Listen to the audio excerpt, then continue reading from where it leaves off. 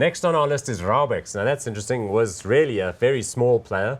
Probably the leading proponent of that listing boom in 2007 to 2010 because it is the largest and is now one of the big caps. 1974, founded by a guy called Koos Raubenheimer. That's why it's called Raubex. Based in Bloemfontein, of course. That's interesting. Not too many companies listed on our bourse that have that as their head office.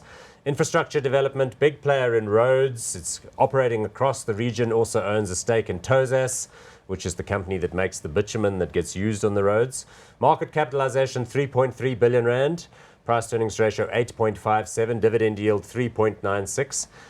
This one is surprised, I think, a lot of people. It's in this sector, it's actually done well, and they've done well on their aggregates, on their gravel and sand and quarry work. They've actually done quite well. I mean, obviously they got roads and resurfacing and everything, but they've actually done phenomenally well. You know, when you read their results, and any building and construction company that says things like, we're pleased to announce our results, or, you know, we had a very favorable year. It's better than unusual. I regret to inform you that we've had a terrible year. So you see that, and they've actually just very recently made quite a few big acquisitions, all in aggregates, all in gravel, all in quarries. So this part of their business, they've cleaned up, obviously, where all the other people have fallen off. They've gone and bought a lot of these businesses. So, I mean, at the peak, they were offering, to come in, listed companies were offering phenomenal amounts for a quarry.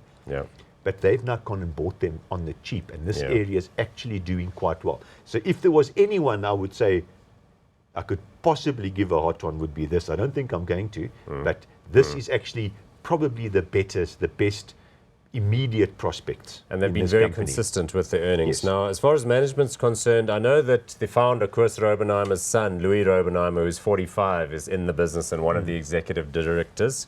But the CEO, Rudolf Fourie, has been the guy who comes and does the results presentation.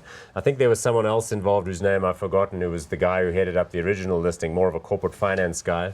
But that seems like a plus. I should actually check and see what stake the family has in the business, because I suspect they probably do have a 40% stake or something of the equity in the business, which is good. I can't remember either.